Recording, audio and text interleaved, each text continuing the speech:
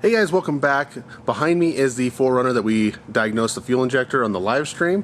While driving down the road, I have a slight vibration and a little bit of noise in the rear end. There's a lot of noise from the tires, but it feels like a driveline vibration and noise to me. So in today's video, we're going to be checking the universal joints in the drive shaft, and we'll see if any of them are loose or tight and go from there. If I can find the parts in town, we'll go ahead and replace those. Okay, so here's the rear drive shaft. It bolts to the transfer case right there. Comes back to the rear differential. Now, there is something kind of unique about this driveline. It's kind of common in Ford and Dodge trucks on the front drive shaft, but on the rear drive shaft of many Toyotas, they have this this weird double joint. It's called a double cardan joint. So there are actually two different universal joints, and then there is a bearing in the center that kind of flexes and does some other things. If this is bad, you guys may not want to tackle that yourself. It may be cheaper than buying all the parts yourself and spending hours and hours of potentially damaging something to just take that to a driveline specialty shop. But the rear one is just a standard universal joint. It looks like it's a internally retained clip. So sometimes there'll be snap rings on the outside here, sometimes they're on the inside. Some vehicles actually use a plastic and they inject it in there and you have to torch that plastic out. That's really common on the Chevys. But on this one, it has an internal clip. So if this U-joint was bad, we'd have to clean all that grease out, get those clips out.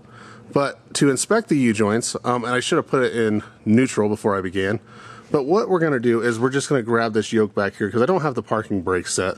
You know, I can spin the wheels. I just want to twist this side to side. I'll put the camera on a stand so it's nice and stable. But we're going to check for play in any of these joints. Okay, so we're going to be looking inside of here and just seeing if we see any movement from here to here, because they should move together. And since I'm in park, it shouldn't really move at all. And as I move this, I don't really see any play. Now the next step is going to be grabbing the drive shaft and lifting up and down.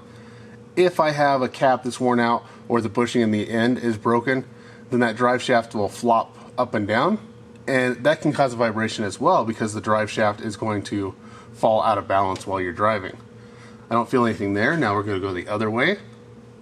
Nothing there. So this drive shaft U-joint is not loose at all, but that still doesn't mean that it's good, because if this U-joint is tight, if it has a tight spot just from driving at the same angle for years and years, this truck has over 200,000 miles. If it has a tight spot, we can get a vibration as well, because every time the U-joint flexes and goes past that tight spot, it's going to bind and then release. So really, to check for tight spots, you have to remove the drive shaft. Now the next thing I inspect for is I look for any rust coming out of the caps. Before I pull this drive shaft, we can take a quick look. And it's a little hard to see, but I see a little bit of rust actually on this yoke. It's not coming out of that cap. I think it might be coming out of this other cap. So that could be an indication that we have water getting into this U-joint. It's rusted up, and that's going to cause a tight spot as well, so that could very well be our problem. But I'm going to go ahead and pull the drive shaft. We'll see if there's tight spots in there. If there are, we will go ahead and replace that joint. If there isn't, we'll grease them up and see if my vibration goes away. Before I remove this drive shaft, a lot of guys want to make sure that that drive shaft goes on the same way it came off. So we want to mark the flange and the flange on the differential and the flange on the drive shaft. And what that's going to do is allow us to make sure that we line everything up when we go back together. I personally don't think it matters much, because what if I'm replacing this drive shaft? It's obviously going to go in a position that it wasn't in before. So I don't think it matters much, but we'll mark it just because I know if I don't, somebody's going to say something. Now, my personal preference is to mark wherever the grease zerk is on the Toyotas. Most vehicles don't have grease zerks, but I'm just going to mark the drive shaft here and the differential pinion flange right there. And then what I'm also going to do, while I'm marking stuff, in case I have to take this apart, I'm going to put another mark here. And this is a slip joint. We may take this apart, I'm not sure. Put another mark there. Now to remove this, it is a nut and a bolt. Don't lose any of the hardware because these are very specific nuts and bolts. It's actually a 10 millimeter by 1.0 thread pitch, so it's hard to match up. 14 millimeter wrench on both sides. They're normally super tight. If you got an impact, great. But if you're doing it at home, you may be using wrenches. So if you don't have two 14 millimeter wrenches, you may have to grab another one. They're normally too tight, but you might get by with a 9/16 on the one end, or a little ratchet and a socket on the one side, but you are going to have to be able to rotate this over if you're using a socket. Now, on a serious note, if you're doing this at home in your driveway, on the ground, don't pull these bolts off until you put wheel chocks on the tires and set the parking brake. Because as soon as these bolts come loose and your transmission's in park and that's what's holding you from rolling, as soon as you get the last bolt loose, it could try to twist around, or if you get the last bolt all the way out, the vehicle could potentially roll and run you over. So if you got it on jack stands, great. If you have wheel chocks, parking brake set, four-wheel drive, all the safety precautions you can put into place to keep this vehicle from rolling. Obviously, it's best to work on level ground as well, but I just wanted to point that out. Okay, I just took this section off. Now, I seem to have lost a clip, but in that clip, we found out that that rear U-joint did have a tight spot. So I pulled just the slip yoke off and took it over to the bench. And we're gonna go ahead and do it on the bench. I'm gonna show you the method with a hammer and a vise. There's several methods out there for doing U-joints, depending on the equipment you have. But this is probably gonna be the most common tools that you guys have available. So I'll do it that way. Now, I've mentioned it twice before in this video already. Pretty sure it was twice. If you have not marked your stuff at this point, you should have marked it earlier, but mark it. Once we separate this U-joint, we don't want to get this flange flipped around because the drive shaft was originally balanced at the factory with it in this orientation. If we flip that around, it might change the balance a little bit and it may cause a vibration. So the first thing we're going to need to do is put our safety glasses on, and then we need to get the snap rings off these U-joint caps. So what I normally do is I just take a screwdriver, clean up some of the grease that's on there. You know, we have buildup of dust and grease from many, many years of service and abuse. So just cleaning some of this off so we can see the snap ring, and then we can try to pop it off of there. Now the side that's locked up and we can't rotate will be a little more challenging to get the snap ring off, but should be able to manage. And we may have to, you know, take the U-joint loose from the other side first. That'll give us a little more room to get in there and see the snap ring and release it. And I guess it's not necessarily a snap ring. I'm not sure if it'd be called a circlip or a keeper. You don't use snap ring pliers. It just pops into place. I normally use a chisel or punch to knock it back out of there. But we just want to clean off what we can so we can see what we're doing. And once I get one of these clips off, I can show you guys what it looks like in case you haven't seen one before. So I just have a small tapered punch. I'm going up against the end of the snap ring.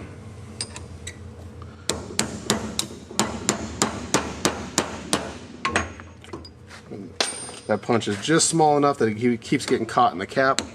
Go to a bigger one here.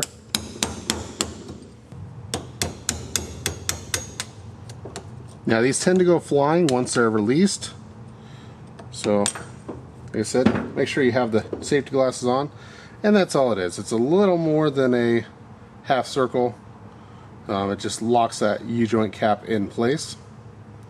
And now we have 3 more to go. Now I'm just going to clean up the caps a little bit. It'll make them slide out a little easier. Especially if you're in a rusty area, the caps are going to have rust buildup on it, which increases their diameter, makes it harder for it to slide out of the flange.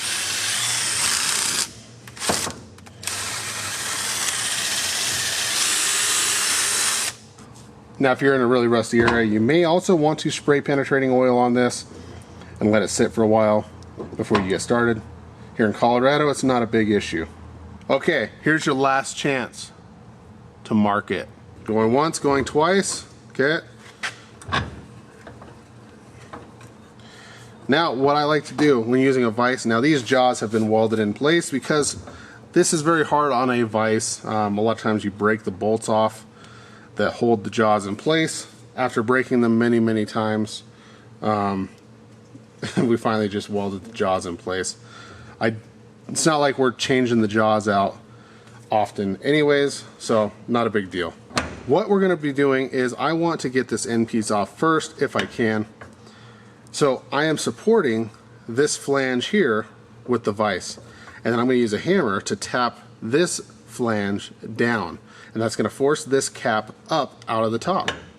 Now we may have to loosen up this grease zerk that's down in the middle of this joint, the guy right there, because this cap, actually looking at it from the side, I don't think the cap will hit that grease zerk, but sometimes you do have to remove that zerk or break it off. You can use a socket. This isn't really a flat surface, so that may not be the best. Some guys prefer a brass hammer. I'm just going to use a regular hammer. I normally don't, mar up these Toyota ones too bad.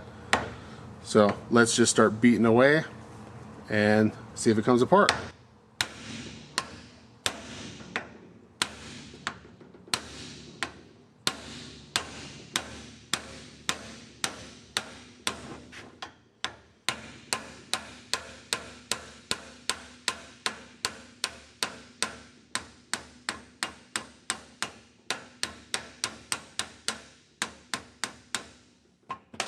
Okay, it doesn't seem to want to go any further than that. Just going to flip it over and start working on the other side. Now, more than likely, one of the needles inside that U-joint cap has fallen down to the end because this doesn't really want to go the rest of the way, which is fine. It'll help it push that cap out the rest of the way.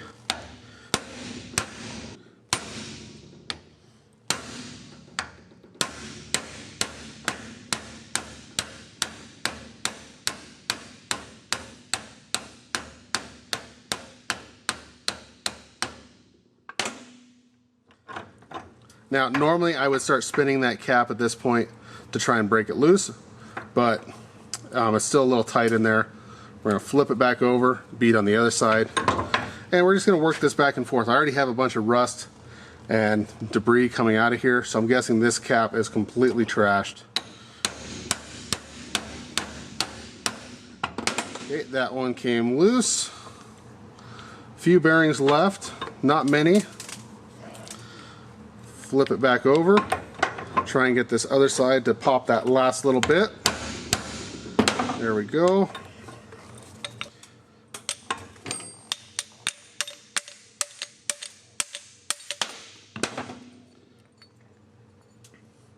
And now we have that disassembled. We'll set that aside. Now we got to get this cross beam out of the other yoke. So I'm just going to move to the other side of my vise so I can hold on to it.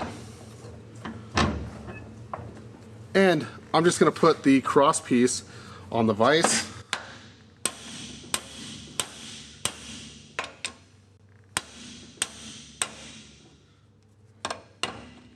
Flip it over.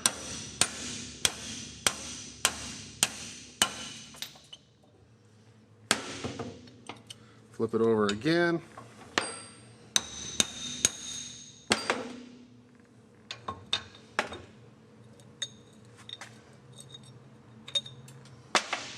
And we are stripped down. Now, I probably should have checked it beforehand. We want to make sure we got the right U-joint. It looks like the clips line up fine. Now, they didn't have the U-joint with the grease zerk in the center like the factory one. This one has the grease zerk in the cap. Not the best thing for off-roading, but we'll manage. If I have one, I will put a flat needle grease zerk in right here, so we don't have that thing sticking out. But more than likely, I'll just leave that one on there. Now, what we're going to want to do is I want to line this back up to where the greasework was before. So I have one Zerk here for the slip yoke. So I want that cap to get pointed out right there. So when we take these apart, which I normally take all the caps off, there's a bunch of needles in there. Now they come pre-greased, so the needles should stay in place, but you don't want to drop them. Okay, so inside of there's a bunch of tiny little bearings. If we drop this and displace those bearings, we have to make sure we get them all back in place before we assemble this. Some guys will put a little more grease in there. Some guys will put a really thick, sticky paste in there. I find that the grease that they normally come shipped with is good enough to hold them together. But I'm going to go ahead and take all these caps off, set them aside, and we're going to be working on this one cap at a time. Some guys do it different ways. That's my method. While I have it apart, I think I will clean this up just a little bit more. It'll only take a few seconds. And now we can start assembling this. So what I normally do is I put one U-joint in there like that, hold it all the way through. Now I'm going to grab a cap without the grease Zerk, put it on that U-joint, get it started in there. My grease is pushing out. And then I'm going to lay this flat down on the vise. I'm going to tap the yoke to drive that U-joint cap in.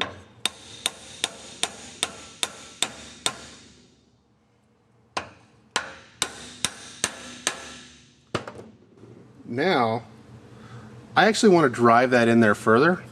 So some guys will grab one of the old caps, but I don't like doing that because they end up getting stuck sometimes. So I normally grab a socket that's a little bit smaller than that cap.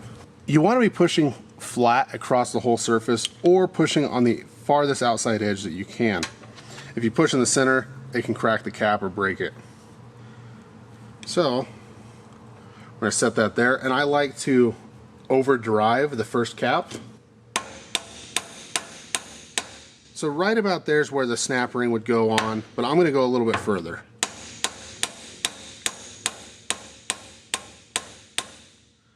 What that's going to do is that's going to push this part of the U-joint further out, and it's going to make it easy for me to get the next cap on without dropping any of the needle bearings.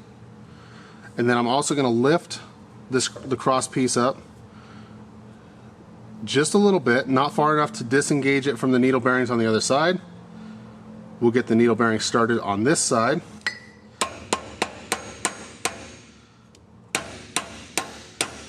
Tap that into place. Before I drive the rest of this down, or this one all the way down, I want to put the snap ring on the other side, and the kit should come with new ones.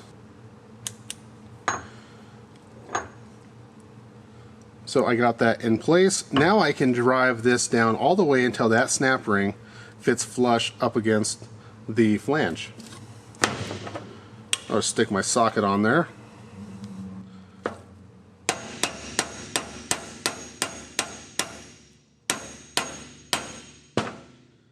Now I should be able to put my snap ring on the other side.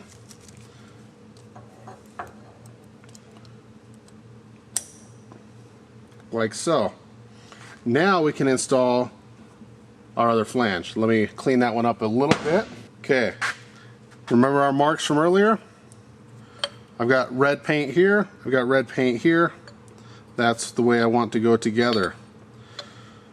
So I'm going to stick that hanging through there. We're going to get our cap started without the Zerk. Set that flat on the bench.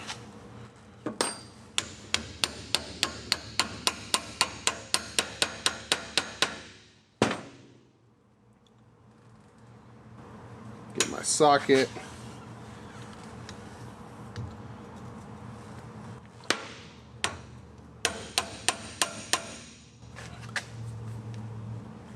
Now I don't really want to hit a lot out here on these this outer edge, because I don't want to break the flange. It's strongest over here, but obviously you're going to be kind of cocking the cap off to one side. So you can tap lightly on this side, but it's very easy to bend or break it.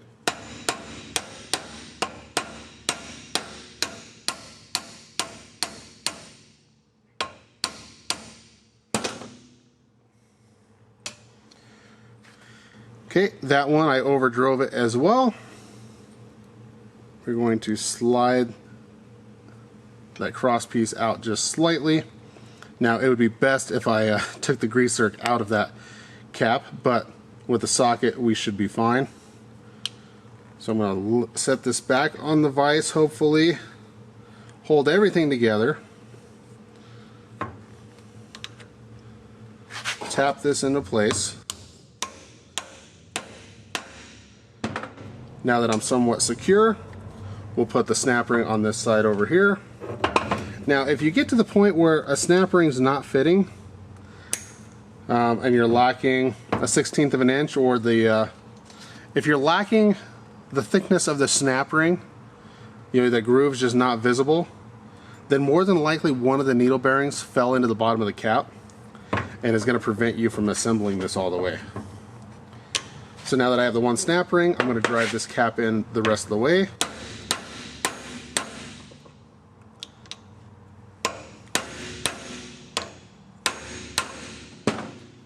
Sounded like it fully seated there. Now we're on the last snap ring. Okay, so now it's fully assembled, but it's kind of tight. Like that way feels fine. This other way is a little tight. Well, what we want to do is we want to fully seat that snap ring against the flange in all directions. So what I will do is I'll just set this in here. So I'm supporting this flange. Quick tap there makes sure that this cap gets pushed all the way up. I'm going to rotate it around, hit this flange, rotate it again, hit this flange, rotate it again, hit that flange. Now it's nice and free in all directions, fully seated, so we are good to go. Now we can put this back in the vehicle. Okay, we talked about this several times already. I think we're up to like 5 times. Good thing we marked it. We'll line that back up. Make sure that our marks match up. I'm a tooth off. Okay, so we are good to go. We'll get this reinstalled on the rear axle, or the rear pinion flange. Where'd my bolts go? Now on these bolts there is a lock washer. When we took it apart, the lock washer was on the bolt section and not on the nut, and the bolt went through the drive shaft first and then into the rear axle.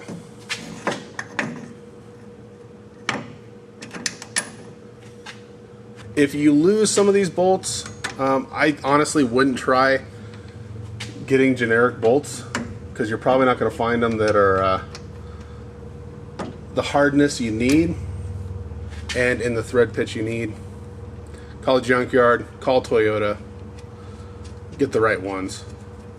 Some of the older ones did have, I think, an 8mm by 1.0 bolt, and then some of the new stuff is a 12mm, but it's still a fine thread. I think it's still a 1.0. So they're kind of an oddball thread pitch, but it gives it a lot of clamping force. I don't know what the torque spec is on these. I've never really looked it up. I would just tighten them up. I know they're super tight when they come apart, so I assume that's how they have to go back together.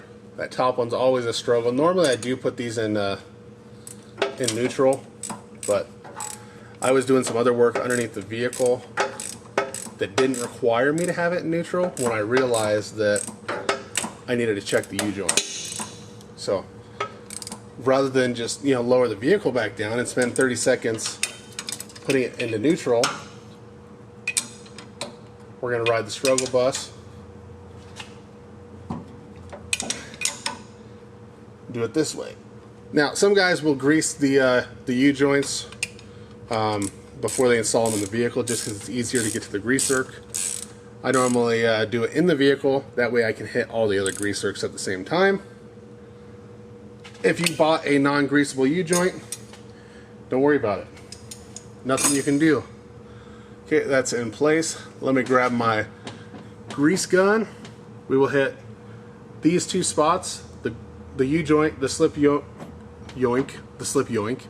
the slip joint, and then we'll grease the double cardan joint, and we'll grease the front drive shaft. Luckily on this vehicle, the front drive shaft does not spin all the time. It has a disconnect in the front differential. The drive shaft doesn't spin all the time, but it is a very flat drive shaft, so I believe they call it Burnelling.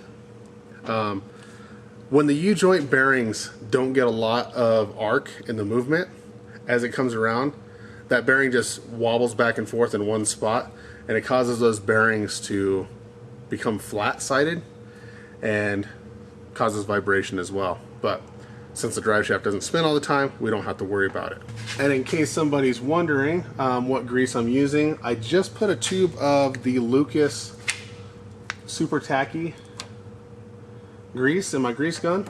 I haven't used it in the past, but figured I'd give it a shot.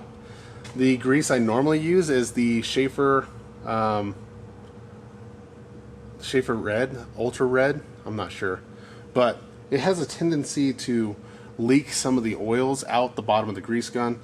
This grease gun leaks the least out of them all. This one's from CarQuest. I'm not sure who makes it, but this is the best grease gun that I've had in the shop. I have another guy that bought 5 or 6 of the other grease guns from Napa, Harbor Freight, CarQuest that were a little cheaper, and he finally bought one of these. They're around 60 or 70 bucks, but they're good grease guns. Okay, the double cardan joint. There's actually 3 grease zerks. One of them is through this center hole, if I can find it, or it should be. Is it not? Okay, it's in a position up on top. So I guess since it's up on top, you guys won't be able to see it, but it's actually in a better position for me to grease it because the drive shaft is hanging down, so the gap at the top is larger than the gap down here.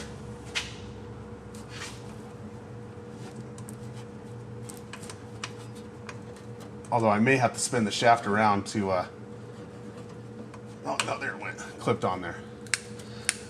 That grease zerk is going to lube the center bearing, that little pivot point in between that double cardan joint. So we got that one taken care of. That one taken care of.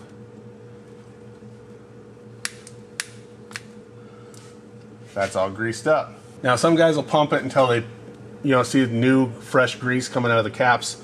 I don't. I just pump it until I hear the grease. You'll hear it. It makes kind of a sound whenever that grease kind of pushes past that seal.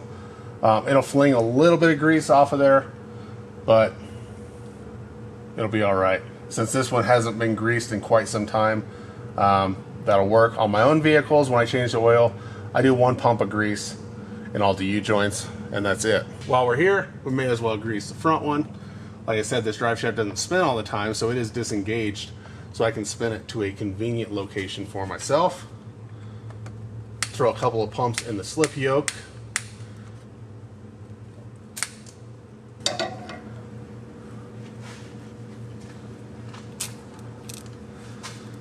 Okay, we are good to go. Okay, I know it was a long video.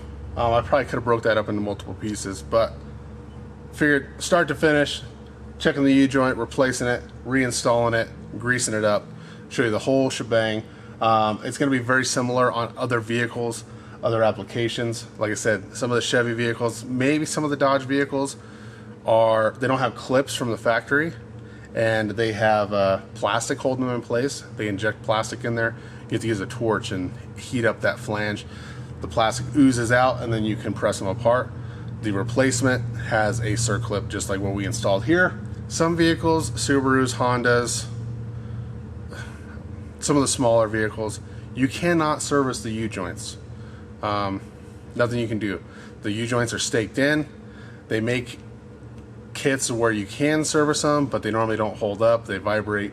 You normally have to replace the entire drive shaft or buy a drive shaft from a company that remanufactures them. Other than that, if you guys have any questions or comments, put those down below. I'll try to get back to you. Sometimes it takes me a few days, but we'll answer any questions you have. The U-joint that I used, which always check your application, was a Napa U-joint. I believe it was a 285. They're different in the rear. than they are in the double cardan joint. I don't believe Napa sells that center bearing, so if you're looking for that, you probably have to go to like Rock Auto or someone online. That's it. Thanks for watching. See you guys next time.